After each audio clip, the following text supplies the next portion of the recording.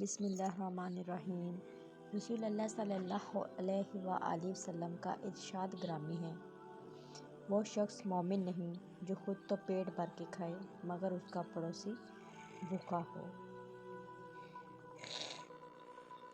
سیدنا ابو امامہ رضی اللہ تعالیٰ عنہ سے مروی ہے کہ رسول اللہ صلی اللہ علیہ وآلہ وسلم نے فرمایا، جس شخص نے ہر فرض نماز کے بعد آیت الکرسی پڑھی، اسے جنت میں داخل ہونے سے صرف موت نے روک رکھا ہے، یعنی وہ مرتے ہی جنت میں داخل ہو جائے گا۔ رسول اللہ صلی اللہ علیہ وآلہ وسلم نے فرمایا، صرف 3 جگہ پر جھوٹ جائز اور حلال ہے۔ ایک یہ کہ آدمی اپنی بیوی سے بات کرے تاکہ اس کو راضی کر لے، دوسرا جنگ میں جھوٹ بولنا، اور تیسرا لوگوں کے درمیان صلح کرانے میں جھوٹ بولنا۔